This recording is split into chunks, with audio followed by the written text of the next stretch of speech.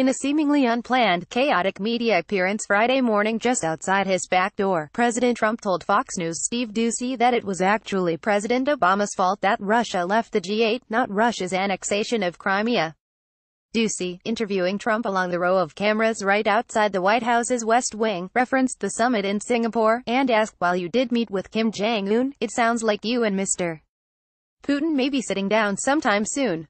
What can you tell us about that?" Trump was non-committal about Doocy's question, but then used the opportunity to attack President Obama's administration, a familiar rhetorical safe harbor for the 45th president. "We may.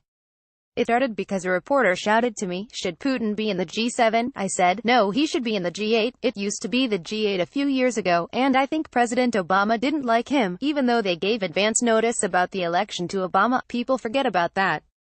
You know, Obama was told by the CIA or somebody, FBI, about Russia. He didn't do anything about it. How come he never gets blamed? In September, just before the election, my election.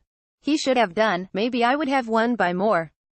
The reason the United States and the other industrialized countries of the then G8 expelled Russia was because of Russia's decision to annex sovereign territory from Ukraine, the Crimean Peninsula. President Obama and other G7 leaders said in a joint statement that Russia's action violates the principles upon which the international system is built. It was not because, as Trump argued, Obama didn't like Putin. Trump also nonsensically argued that Russia gave Obama advance notice about the 2016 election, and this was a reason Obama should not have wanted Russia out of the G8. Then Trump argued Obama was asleep at the wheel when the intelligence community warned him about Russia's attempts to influence the 2016 election. Which, if true, would not be an argument to readmit Russia into the G7. Later, in a promenade around the White House grounds which functioned as another rollicking media appearance, Trump returned to the subject when another reporter asked him if he was planning to meet with Putin this summer. "It's possible that we'll meet, yeah," he said. "This all started because somebody, one of you, asked should Putin be in the G7, and I said, no, should be in the G8. A few years ago, Putin was in what was called the G8. I think it's better to have Russia in than to have Russia out. Because just like North Korea, just like somebody else, it's much better if we get along than if we don't. So it's possible." Even setting Crimea and the Ukraine aside, there are many reasons why the members of the G7 would be very unlikely to agree to readmitting Russia. The United Kingdom, France, and Germany have all, just like the United States, had to deal with Russia's strong attempts to influence their domestic elections. Trump could not resist blaming Obama again as he barreled along through the questions. "Just so you understand, President Obama lost Crimea. Just so you understand," he said. "This was long before I got there. I want to make it so the fake news prints it properly. President Obama lost Crimea. It's his fault. It's his fault." Trump argued the same thing over the weekend, arguing that Crimea is Russian because people there speak Russian, and in the past has come close to essentially recognizing Russia's claims to Crimea. The gathered reporters exploded with follow-up questions.